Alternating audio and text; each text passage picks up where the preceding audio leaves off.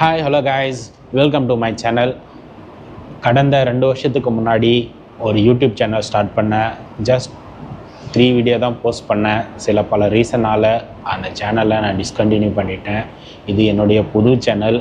இப்போவும் இந்த சேனல் ஆரம்பிக்கிறதுக்கு முன்னாடி நம்ம என்ன மாதிரியான வீடியோ போட போகிறோம், எதை பற்றி பேச போகிறோம், நம்ம கன்சிஸ்டன்சியாக பண்ண முடியுமா என பல கேள்வி இருந்தது. பட் இருந்தாலும் இப்போ யூடியூப் சேனல் ஆரம்பித்ததுக்கான ஒரு முக்கியமான நோக்கமாக பார்த்தீங்கன்னா, நம்மளால் முடிஞ்ச வரைக்கும் டிவிகே லீடர், அந்த லீடருக்கு பலம் சேர்க்கிற மாதிரி நம்மளால் ஒரு சின்ன ஒரு மாற்றத்தை மக்களிடையே விழிப்புணர்வை ஏற்படுத்தக்கூடிய மாற்றமாக இருக்கணும்ன்ட்டு இந்த சேனலை ஆரம்பிச்சிருக்கேன். ஸோ மக்களாகிய நீங்கள் தான் எனக்கு தொடர்ந்து ஆதரவு கொடுக்கணும். சரி, வாங்க இன்றைக்கான கண்டென்ட்டுக்குள்ளே போகலாம், வீடியோக்குள்ளே போகலாம்.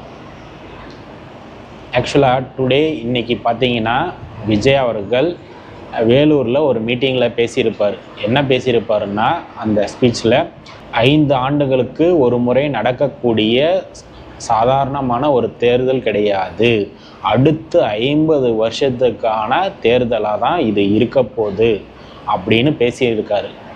இது சாத்தியமா அப்படின்னு பார்த்தீங்கன்னா 100% சாத்தியம். எக்ஸாம்பிளுக்காக ஒரு சின்ன நாட்டோட ஒரு ஹிஸ்ட்ரியை நான் சொல்ல போகிறேன். அது வேறு எந்த ஒரு நாடும் இல்லை, சிங்கப்பூர் தான். கடந்த 67 ஆண்டு காலமாக சிங்கப்பூரில் ஆட்சியில் இருக்கக்கூடிய ஒரே கட்சி எதுன்னு பார்த்தீங்கன்னா PAP, பப்ளிக் ஆக்ஷன் பார்ட்டி. இதில் ஃபஸ்ட்டு பிரைம் மினிஸ்டர் யாருன்னு பார்த்தீங்கன்னா லீ குவான் யூ. இவர் தான் இந்த கட்சியை ஆரம்பித்தவர். எப்போன்னு பார்த்தீங்கன்னா 1959ஆம் ஆண்டு ஆரம்பித்து 31 வருஷம் பிரைம் மினிஸ்டராக இருந்திருக்காரு. அதுக்கப்புறமும் பார்த்தீங்கன்னா அதே கட்சியை சேர்ந்த அடுத்த உறுப்பினரான கோ சோக் தாங், மிஸ்டர் கோ சோக் தாங் அவர்கள் தான் ஆட்சி பண்ணியிருக்காரு. அவர் பார்த்தீங்கன்னா 1990லேருந்து 2004 வரைக்கும் கிட்டத்தட்ட 14 வருஷம் அவர் ஆட்சி பண்ணியிருக்காரு. அதுக்கப்புறம் 3வது முறையாக அதே கட்சியை சேர்ந்த மற்றும் முன்னாள் பிரைம் மினிஸ்டரின் மகனான லீ எசின் லாங், அதாவது சிங்கப்பூரோட ஃபஸ்ட்டு பிரைம் மினிஸ்டரோட மகன் தான் 3வது பிரைம் மினிஸ்டராக கிட்டத்தட்ட 20 வருஷம் பவரில் இருந்தார். இப்போ பார்த்தீங்கன்னா லாரன்ஸ் வாங், மிஸ்டர் லாரன்ஸ் வாங் அவர்கள் தான் கரண்ட் பிரைம் மினிஸ்டராக இருக்கார். இந்த ஒரு ஏன் எக்ஸாம்பிளாக சொல்கிறேன்னா, இவர்களெல்லாம் பார்த்தீங்கன்னா ஒரு லீடர்ஷிப்க்கு குவாலிட்டி, ஒரு லீடர்னால் எப்படி இருக்கணும், நாட்டு மக்களை எப்படி பார்த்துக்கணும், பல்வேறு காரணங்களை மையப்படுத்தி இவங்க ஆற்றிய தொண்டுகளும் சரி, இவங்க நாட்டை கட்டமைச்ச விதமும் சரி, இவங்க 67 ஆண்டு காலமாக ஒரே ஒரு கட்சி தொடர்ந்து இன்றளவிலும் பிரைம் மினிஸ்டராக தொடர்ந்து ஒவ்வொரு 5 ஆண்டுகளுக்கு முறையும் மக்களால் தேர்ந்தெடுக்கப்பட்டு ஆட்சியில் அதிகாரத்தில் இருக்காங்க. ஸோ இன்னைக்கு நடைபெற்ற மாநாட்டில் விஜய் அவர்கள் சொன்ன மாதிரி, ஒரு கட்சி தொடர்ந்து சரியான வழியில் மக்களை வழிநடத்தி கொண்டு ஆட்சி நடத்திட்டு இருந்தால் 50 வருடம் அல்ல, 100 வருடங்களை தாண்டியும் அந்த கட்சியால் தொடர்ந்து மக்களுக்கான சேவையை எந்த ஒரு தடையும் இல்லாமல் வழங்க முடியுன்றதுக்கு ஒரு ஆகச்சிறந்த சான்று தான் சிங்கப்பூரோட எலெக்ஷன் ஹிஸ்ட்ரி. சரிங்களா? இன்றைக்கி முக்கியமாக சொல்ல போனால் விஜய் அவர்கள் மாநாட்டில் கடந்த ஒவ்வொரு முறையை காட்டிலும் அவரோட ஸ்பீச் பார்த்திங்கன்னா உண்மையிலே வேறு லெவலில் இருக்குது. சேலத்தில் மாநாட்டில் நடந்த போதே அவர் ஸ்பீச்செல்லாம் பார்த்திங்கன்னா கேட்க அவரை ரசிக்கக்கூடிய ஒரு ரசிகனாக இருந்து பார்த்தா உள்ளுக்குள்ளே ஒரு ஆனந்தம், சிரிப்பு, சந்தோஷம். சும்மா இன்னைக்கு விஜய் அவர்கள் டிவிகே தலைவர் நமது அண்ணன் விஜய் அவர்கள் வேலூர் மாநாட்டில் பேசின ஸ்பீச் இருக்குங்களே வேறு லெவலு.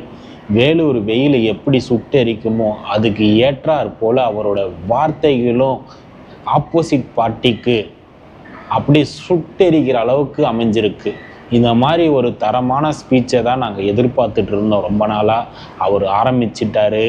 இனி வருங்காலங்களிலும் சும்மா தமிழ்நாட்டில் இருக்கக்கூடிய ஒவ்வொரு மாவட்டத்துக்கும் போய் அந்த ஒரு மாவட்டத்தை பற்றி பேசி ஆப்போசிட் பார்ட்டியில் இருக்கிற அத்தனை பேருக்கும் கதிகலங்கிற அளவுக்கு நடத்திட்டு வருவார்.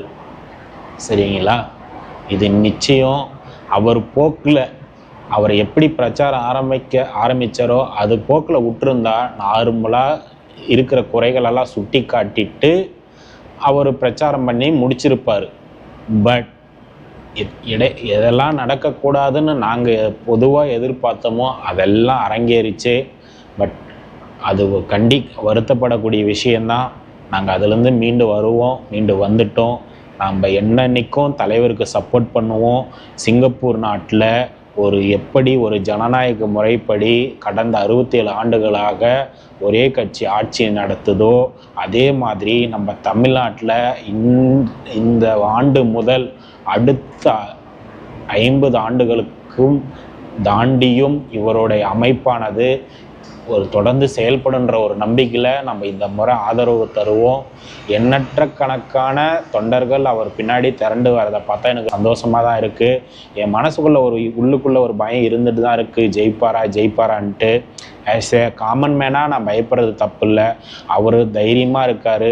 அதுதான் ஒரு தலைவனுக்கான அடையாளமாக நான் பார்க்குறேன். தொடர்ந்து எல்லாரும் ஆதரவு கொடுங்க. பார்க்கலாம். அவர் சொல்கிறபடி சந்தோஷமாக இருப்போம். வெற்றி நிச்சயம். நாளை நமதே. சரிங்களா? தயவு செஞ்சு இந்த வீடியோவை உங்கள் ஃப்ரெண்ட்ஸ் அண்ட் ஃபேமிலிக்கு ஷேர் பண்ணுங்கள். எனக்கு சப்போர்ட் பண்ணுங்கள். நம்ம விஜய் இந்த மாநாட்டில் சொன்ன மாதிரி சும்மா எனக்கு அந்த சப்ஸ்கிரைப் பட்டனை சும்மா பச்சைக்குன்னு குத்தி ஆதரவு தாங்க. நான் தொடர்ந்து இதை போல் வீடியோவை நான் போஸ்ட் பண்ண போகிறேன். எக்ஸாம்பிள் சிங்கப்பூரை கம்பேரிஷன் பண்ணி தான் நான் எல்லா வீடியோவும் போட போகிறேன்.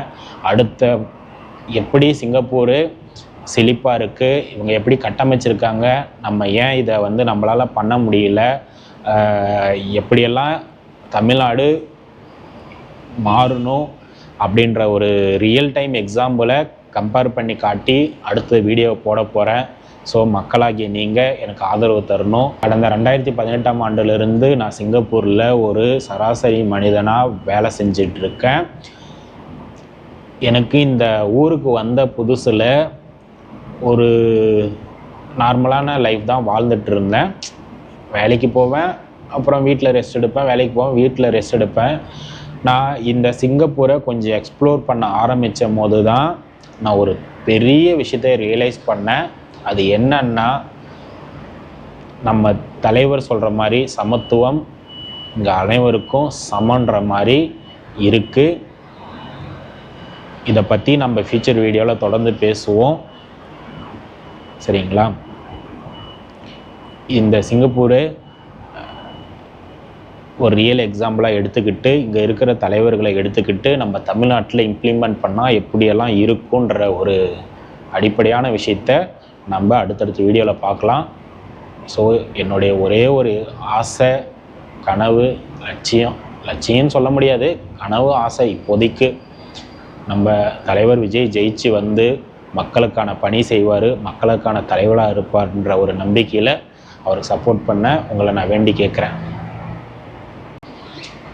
தேங்க்ஸ் ஃபார் வாட்சிங். Give a big support to me.